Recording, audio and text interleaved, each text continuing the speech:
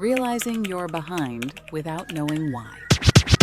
I don't know exactly when it started. That feeling, not panic, not failure, just a quiet sense that something was off. On paper, my life looked fine. Nothing was falling apart. Nothing was clearly wrong.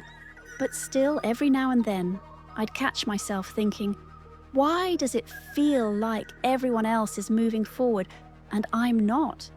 And the confusing part was this, I couldn't point to a reason. I wasn't doing nothing. I was trying. I was showing up, making choices, taking steps. They just didn't seem to line up with anyone else's steps. I'd open my phone and see people announcing things. New jobs, engagements, graduations, big milestones with big smiles. And I'd feel this weird mix of emotions, happy for them, genuinely, but also small, late, like I missed a memo everyone else received. No one ever told me I was behind. That's important. No one said it out loud, but somehow I still felt it. I'd sit there scrolling, thinking, they're here already. They figured it out. They're on schedule.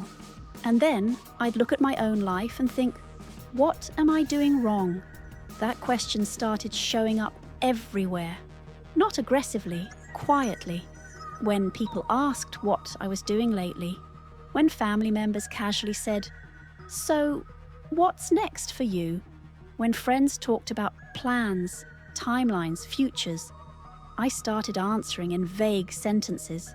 Not because I had nothing going on, but because whatever I said felt underwhelming.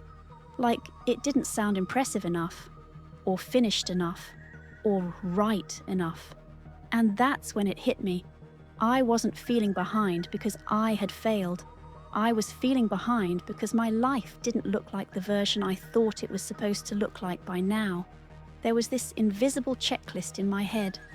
I didn't remember writing it. I didn't remember agreeing to it. But somehow, I was measuring myself against it every day. And every time I checked my progress, it felt like I was late.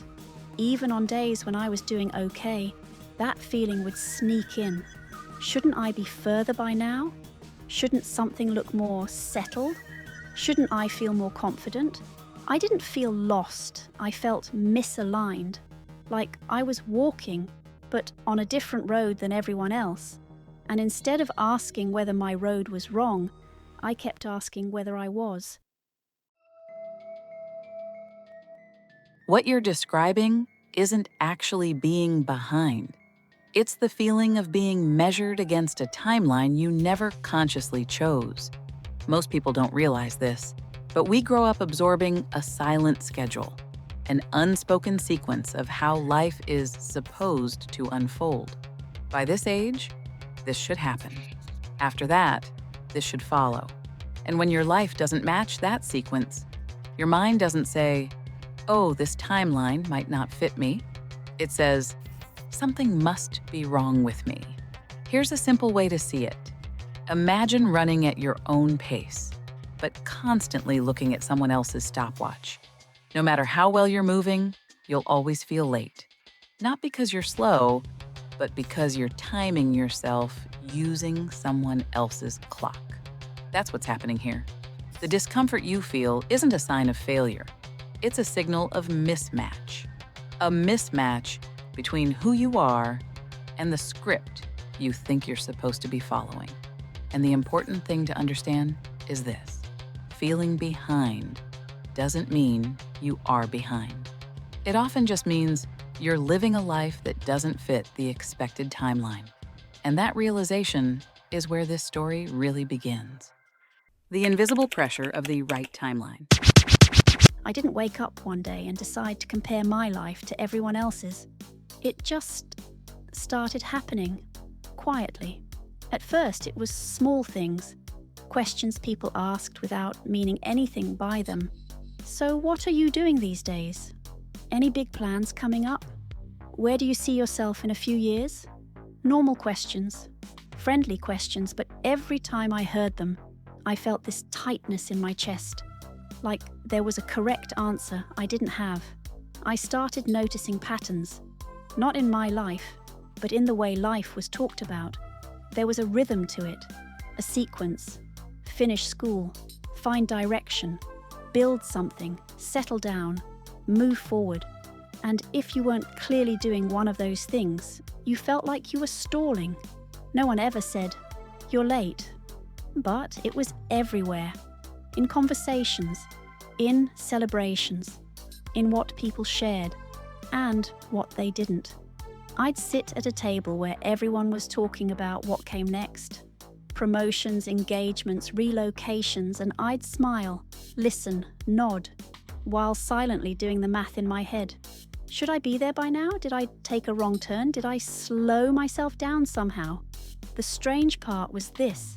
Even when I made choices on purpose, choices that mattered to me, they still felt wrong if they didn't fit the expected order. I could feel proud one moment, then immediately doubt myself the next. Not because the choice was bad, but because it didn't look familiar to anyone else. And that's when I realized something uncomfortable. I wasn't questioning my life. I was questioning my timing. I had absorbed this idea that life moves in a straight line, that there's a correct pace, a shared clock, and if you fall out of sync with it, you start apologizing for your own path. I'd catch myself explaining things I didn't need to explain. I'm doing this for now. It's temporary. I'm still figuring things out, as if my life needed a disclaimer, as if pausing meant failing, as if choosing differently meant choosing wrong. And the loneliness of it wasn't loud. It was subtle. It was feeling like your life only makes sense when you over-explain it. It was feeling like you don't fully belong in conversations about the future, not because you have no future, but because yours doesn't follow the same script. What you're experiencing isn't confusion about your life. It's pressure from an invisible timeline. Every culture carries an unspoken schedule, a rough outline of when things are supposed to happen. We rarely talk about it directly, but we feel it constantly. The problem is, this timeline isn't neutral. It's built on averages, expectations, and visibility, not on individual meaning. Here's a simple way to look at it. Imagine everyone is walking through a city, but all using the same map. Some people find their destination quickly. Others wander, explore side streets, stop, turn back. If you're holding the same map, but your destination is different, you'll always feel lost, even if you're exactly where you need to be. That's what the right timeline does. It convinces you there's a universal route. And when your life doesn't follow it, you internalize the blame. You don't think, this map doesn't fit me. You think, I'm doing something wrong. This pressure doesn't mean your life is off track. It means your path doesn't match the template. And understanding that difference is what begins to loosen the weight you've been carrying. When your achievements feel invisible. There was a point when I realized something strange. I was moving forward, just not in a way anyone seemed to notice. I was learning things, changing habits, making decisions that mattered, at least to me. But none of it looked impressive. There was no announcement for it, no clear before and after moment, no photo that captured what was actually happening inside. So when people talked about progress, I didn't know where I fit. Their progress was loud, easy to recognize, easy to explain. Mine was quiet. It showed up in small shifts, saying no when I used to say yes, letting go of something that no longer felt right, choosing uncertainty over something familiar but empty. These things changed me, but they didn't translate well into conversation. If someone asked what I had achieved lately, I didn't know what to say, because how do you explain growth that doesn't come with proof? I started downplaying my own steps. Nothing big. Just figuring things out. Same old stuff, even when it wasn't true. And over time, something subtle happened. If no one else saw it, I started questioning whether it counted. I'd think, if this really mattered, wouldn't it look like something? Wouldn't it feel more official? That's when comparison crept back in. Not in an aggressive way, in a quiet, exhausting way. I'd look at what others were building, earning, celebrating, and then look back at my own life and feel unfinished.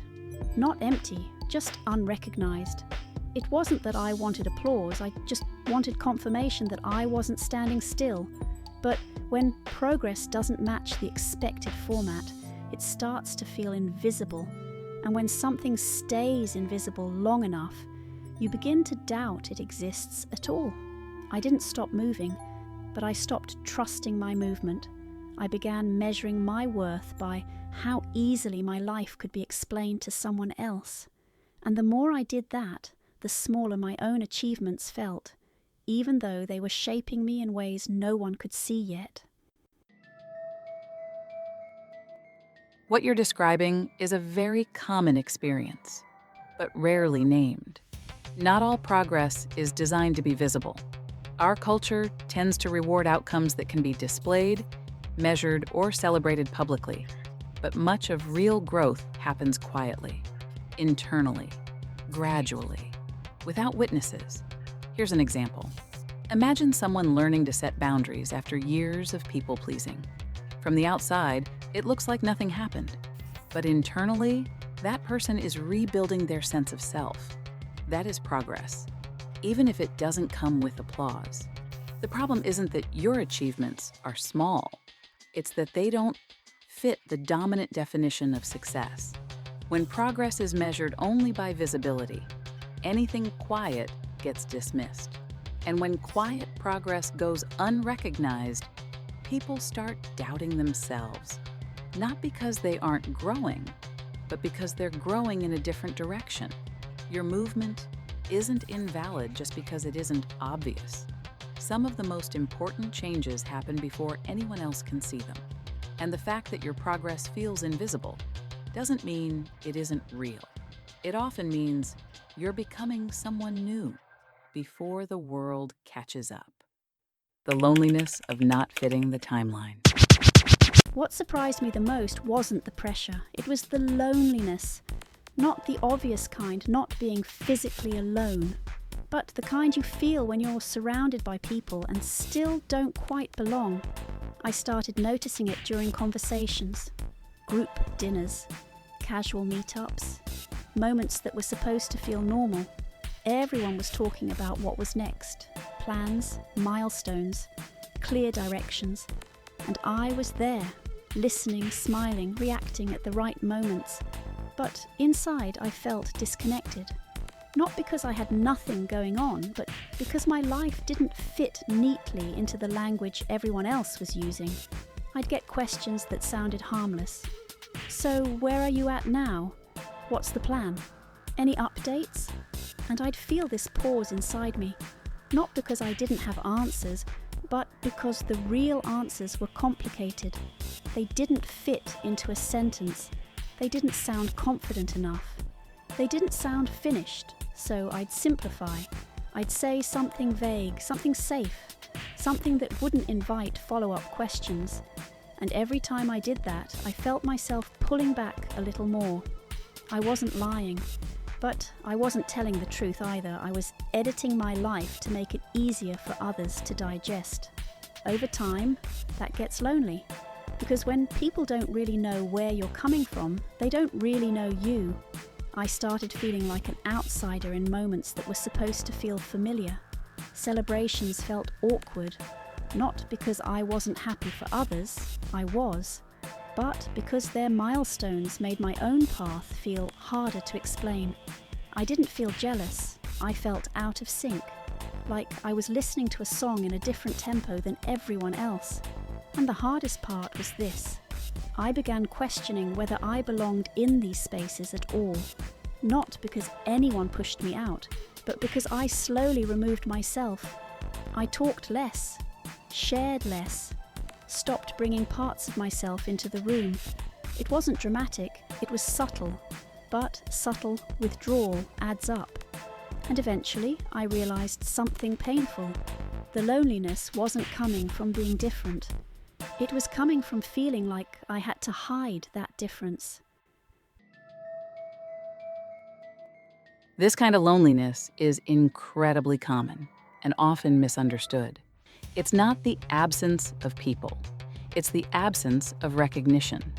When your life doesn't follow the expected timeline, you start translating yourself for others. You simplify, you edit, you shrink complexity into something acceptable. And while that makes conversations easier, it creates distance. Here's a simple way to think about it.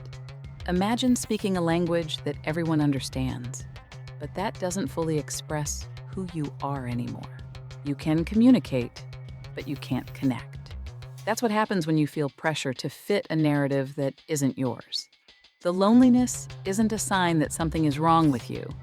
It's a signal that you're trying to belong without being fully seen. And that kind of belonging never feels complete. The moment you stop fitting the timeline is often the moment you start needing a different kind of connection, one that allows complexity, uncertainty, and honesty. And that realization sets the stage for the final shift. Not fixing your life, not catching up, but reclaiming your own timeline. Reclaiming your own timeline. At some point, I stopped asking, how do I catch up? And started asking something quieter. What if I'm not late? That question didn't arrive all at once. It didn't feel confident or bold. It felt careful, almost fragile. But it changed everything. I began noticing how often I measured myself without realizing it. Every time I felt behind, there was an invisible comparison happening. Someone else's pace, someone else's milestones, someone else's definition of progress. And I had been using that to judge my own life. When I slowed that down, even just a little, I saw something clearly for the first time. I wasn't avoiding life. I wasn't failing at it. I was choosing differently, not because I was lost, but because what I wanted didn't fit into a standard order. Some of the things I needed couldn't be rushed. Some lessons didn't come with deadlines.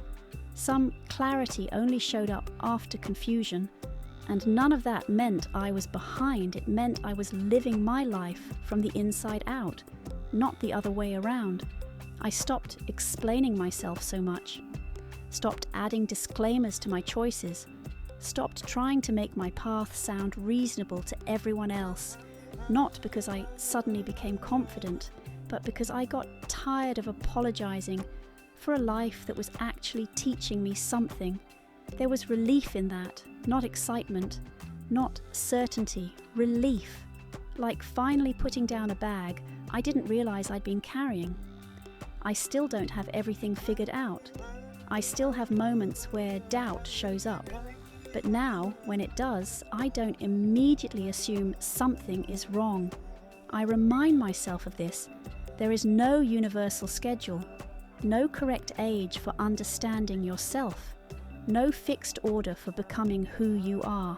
Some lives are loud and linear, others are quiet and non-linear. Both move forward. And the moment I stopped trying to catch up was the moment my life started to feel like my own again. The most important shift in this story is not external, it's internal. You didn't fix your life. You stopped measuring it incorrectly. There is no single timeline that defines when things should happen. What we often call being behind is simply living at a pace that isn't publicly rewarded.